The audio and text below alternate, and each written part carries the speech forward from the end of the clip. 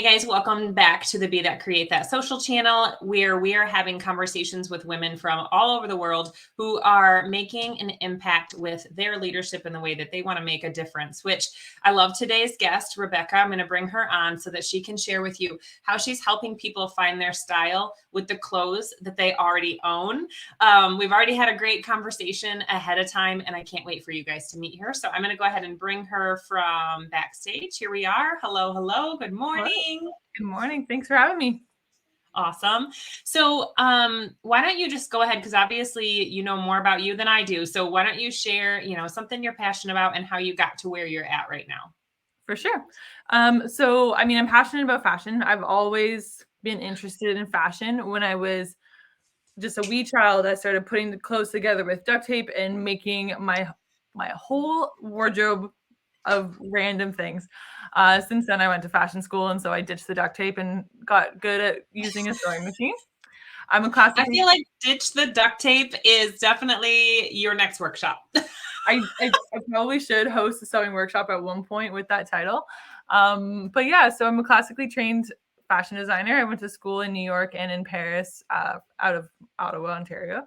And since then, I've realized that fashion has a lot more to do with your identity and who you are, and you can use it as tools to make yourself feel better, which is how I got into finding your personal style with the clothes you already own. Because I'm a full believer in you don't buy clothes that you don't like on some level, which means that buried under the sale pieces, the pieces your mom gave you, and everything else is your style in your closet. So that's why I always say we have to get into your closet before you can add anything new.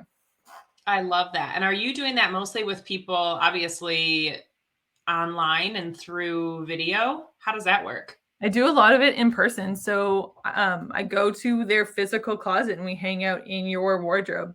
Now, I have done a few of them online.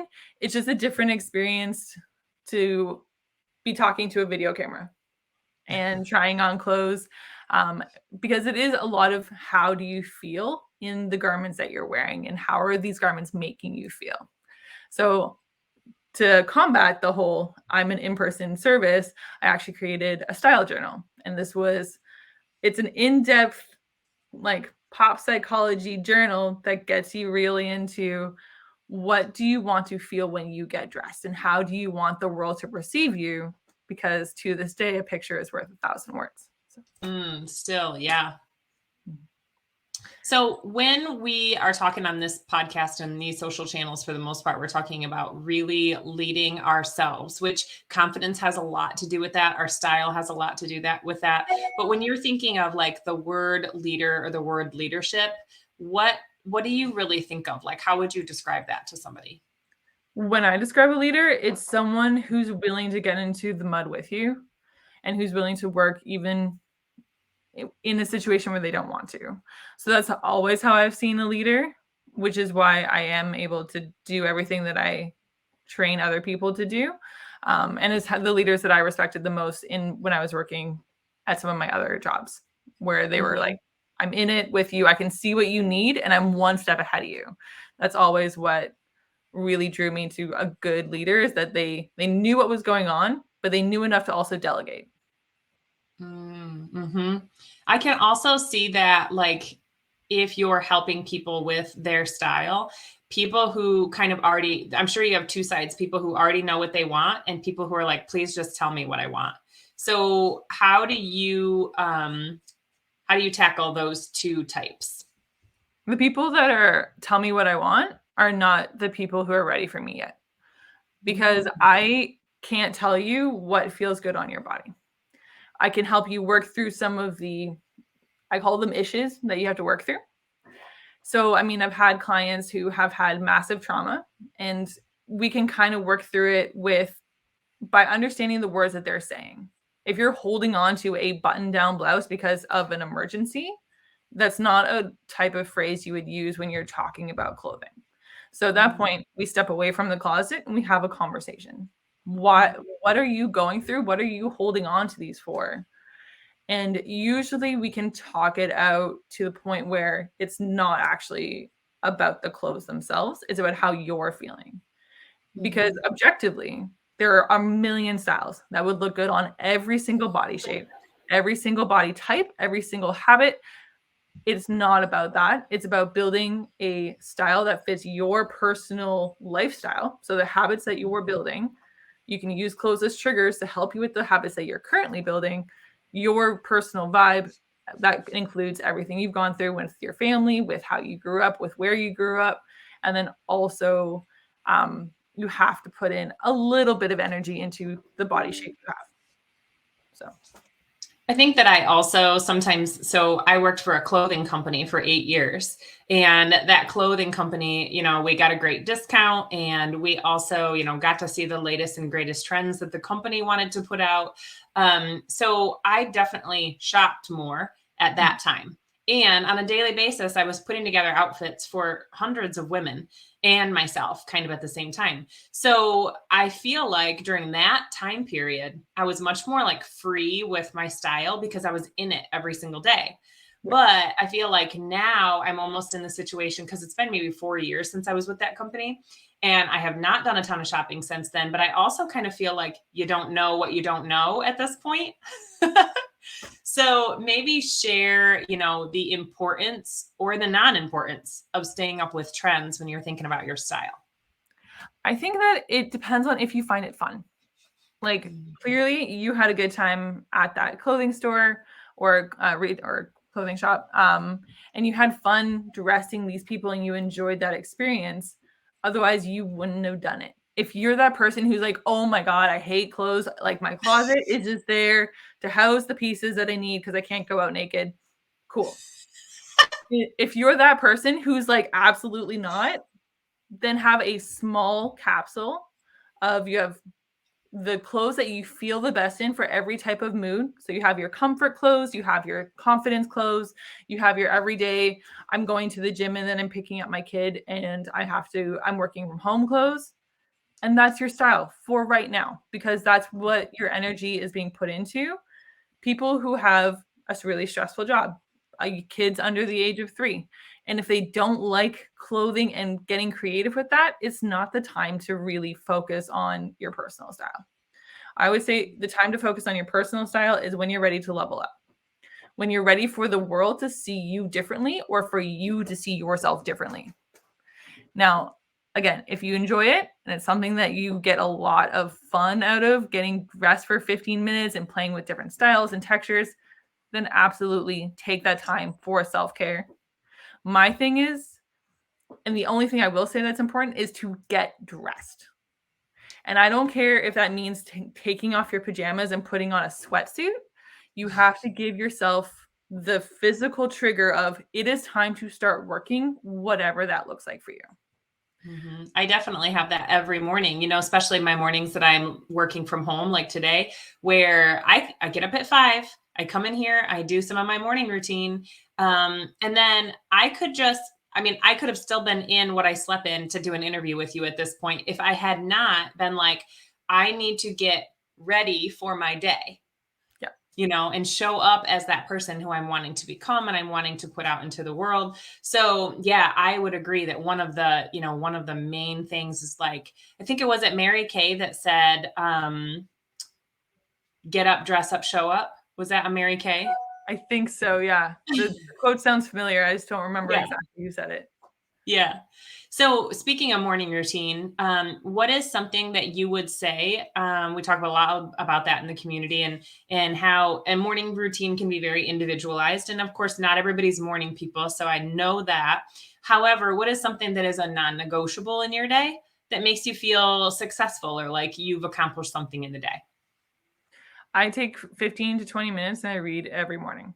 So I'm not a morning person. I'm a like, if I have to get out of bed, I will person, but I don't go on my phone. My phone and my bed are non-negotiable. They do not go together. So I don't touch my phone until after I'm finished reading. And that's probably more of the non-negotiable rather than the actual reading. But I find that if I throw a bunch of dopamine first thing in the morning, I feel scattered the rest of the day. I would also say that, my feeling with the phone is the second that we pick it up, we're reacting to everything that everybody else wants from us or is expecting or has happened or what have you. Where if I wait until I've planned out my day, or I wait until I've gotten some things done that are on my list, and then I'm like, okay, I've created before I've consumed, is how I've heard it before too. So That's I agree. Like within the first hour, 2 hours, even putting it down and just saying like, this is not the time for this right now, or having it completely separate. Like what you're talking yeah, about is definitely, I mean, that's a trigger moment, right? How many times a day do we pick our phones up and just to look at it, just to find something to react to? exactly. So as much as I can, I also hide my phone when I'm in a work sprint. So like I will put my phone in another room and in usually a place that I don't normally put it down and then walk away and get to working. And I find that that definitely helps because at one point I'll be like, oh yeah, my phone, and I'll go try and find it in the other room. Right through it. Yes. So we talked a little bit too, on something that you have had going on here recently, as you're talking about, you choose a book to read for 15, 20 minutes in the morning. Mhm. You have, congratulations, co-authored a book as well recently. Yes, I have. Thank you. So why don't you maybe describe the book for us and kind of share what your participation in it was? Absolutely. So it is a co-authored book. There's, I think, 16 authors of it. We are all women who wrote mini stories about for teens and young adults about how to navigate in the human experience. So each one of us comes from a very different background. My chapter is all about finding your personal style when the world is telling you this is what you should look like. And you're going to, like we just mentioned, social media will tell us that these are the trends and this is what you should do. And when you're a young adult, you also maybe not have as much money, time. Your parents are still buying you clothes. All of these things are popping up. And it's really an interesting point in your development when you're trying to figure out what you want to say to the world. Mhm. Because essentially that's what clothing is we're finding ways to talk without having to speak. So that is what my chapter is. And I give a few little journal prompts. I give some exercises into how you can take control of your style when it seems like the entire world is trying to control it. Mm-hmm. So you have a journal that accompanies it as well, right? So we'll make sure we get that stuff in the show notes for everybody. And then just as so was this the first time that you co-authored a book? Yeah, it was. Was the experience kind of what you thought that it would be, or if not, how was it a little different? The experience was different in that I didn't realize how much joint work was going to be there. Like I wasn't really expecting a lot of group projects. Like I mentioned, I mean, I'm in fashion. I have a fashion brand. I work alone a lot and I'm good at working alone. So working with a team was definitely interesting, and getting other people's feedback was great, but you do have to be open to receiving that feedback. And when I realized that they were giving instructive feedback, I was much more open than, oh my God, why are they telling me everything I'm doing is wrong? So Mm-hmm. I'm like, Yeah. I thought this was my chapter. And I'm like, no. Like they're trying to help me. And when I was able to get my head wrapped around that, it was a lot easier. That's awesome. And I think it's that way in feedback anywhere. I just had a conversation like this with someone at our restaurant yesterday where I was like, if you go and you ask for the feedback or you're having an open conversation, you want to be ready for that feedback, because the fact that the person's giving it to you shows that they care and value about you, value you. If they don't have feedback to give you, then that tells you something different, and with a leader always being in continuous growth, you got to expect some sort of feedback from your 360 for sure. Oh yeah. And I mean, the Mhm. whole process took over a year. I think that was another thing that people don't really mention is that for the process from concept to finished book, tangible book is about a year long. And Mhm. so on the flip side of having this team was you have a bunch of people who are also keeping you hyped up and on deadlines because a deadline 3 months out doesn't seem as important as a deadline that's tomorrow. But when you're Mhm. writing, it's not something that you can really rush either. So Yeah, one of the books that I'm co-authoring right now, there's 12 of us, and that's been a year and a half plus project. And then Mhm. I just finished a co-author book with Kimberly Olson, and that had 40 authors, Oh my and god. her team was so amazing. It took 3 months. Oh, I wow. wrote my chapter in May, and it published July 7th. It was amazing. There you go. So, but both experiences, I learned so much Mhm. from how to launch it once it comes out to, even my own personal writing style. Yeah. And I feel like, and maybe you feel this way too, after you did the co-author, are you almost like, I could do this. I could do a solo book. Yeah. Oh, I started writing out just an outline for my chapter, and 16 pages into the outline, I was like, I think this is going to be different. I think that I need to tone this down for a single chapter where I have a page count limit. So I accidentally outlined my other book before writing my co-author book, but I love that. So it just kind of came out, and there's another opportunity for you to get that impact out. That's awesome. there's not a lot of research done on the psychology of clothing, and so, and especially not coming from a fashion background, there's about 2 or 3 fashion psychologists who come from a psychology background who are interested in fashion, but not the other way around. And Mhm. so it just sort of poured out where I was like, and this and like my experience with this client and this client. So it was a really interesting exercise to do, just kind of let your mind get out on paper. I love that. And I'll make sure again that we put the book and the guided journal down in the show notes for us. So I'm going to make sure that we have on there, what is the best way for people to engage with you after they've, had the chance to get to know you a little bit. And obviously you'll be in our Facebook community as well. So what is the best way for them to be able to follow you, interact, or see the great stuff that you're doing right now?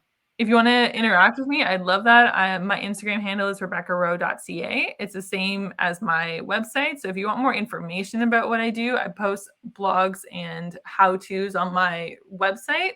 But I'm active on my Instagram. So if you did want to just like chat in the DMs with me, I'd love that. I post occasionally on TikTok, but I'm not as good on the social media as you are.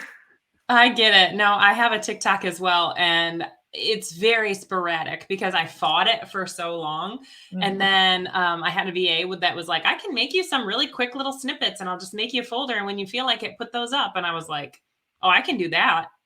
Perfect. Yeah. So I did do that for a while. And then some of my Instagram reels, I would just repurpose over to TikTok. And then I got to the point where I was like, this isn't fun for me. I like doing my interviews and my trainings a lot more. So that stuff is just kind of icing on the cake for me. But interacting like this and really building that network and being able to, really introduce people throughout the couple communities that I'm in feels more important to me. And there's not going to be everything in your business to do that you absolutely love, but I feel like the stuff you absolutely love, you got to do those things. Exactly. So Hmm.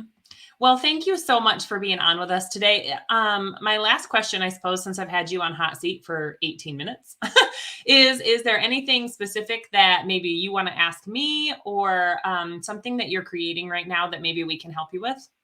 yeah, I would like to ask how you would coach someone who's a multi-passionate or who has multiple areas that they have in their business. I would raise my hand and say, "Yep, me too." Because the question I get rather often is, because I'm kind of stretched in different ways, is how do you do it all? And I would say the biggest thing that I would suggest for someone is to do time blocking. And if time blocking is something that you already do, another person has suggested to me, and I'm doing this now, is really dividing the days. So, like, I'm in my restaurant most weeks on Monday and like Thursday through Sunday at sporadic times. But Wednesday is specifically like everything that has to do with my interviewing and podcasting and coaching, anything I have to record. And then on Tuesdays, a lot of times that's kind of a flex day for me until the school year starts. So you can time block in your day if you feel like you can do that, or you can really break it down by the day. I always have a running to-do list in my planner. And if you've read the book, The 1%, And he I have talks not heard. about how, if you're getting 1% better at something every day, by the end of the year, you're 365% better, right?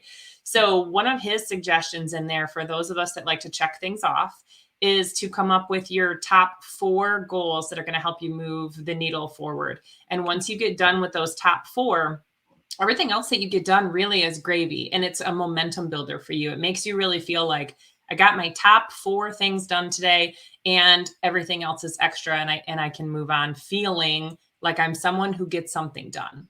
Nice. So I would say probably those 3 things have been the things that have helped me the most. Those are some solid suggestions. I'm going to take the blocking of the days. So that For was sure. That has been helpful because I don't transition roles very easily, kind of similar how you were talking about trying to find your phone. yeah. If I'm distracted by something, it takes me a while to get back in the momentum of what I was working on. So I really try to do large time blocks, and I also try to focus on one business at a time. Yeah. Cool. Mhm. Awesome. Good. Well, that was a great question. Thank you so much for being on with us today. Yeah. You are doing some great stuff. I can't wait to share that book with my daughter because, like I said earlier, she's at that cusp. She's at 11 years old, but I feel like she's already kind of going through some of those preteen style issues. So I can't wait to share some of your ideas with her as well. Awesome. I hope she enjoys it.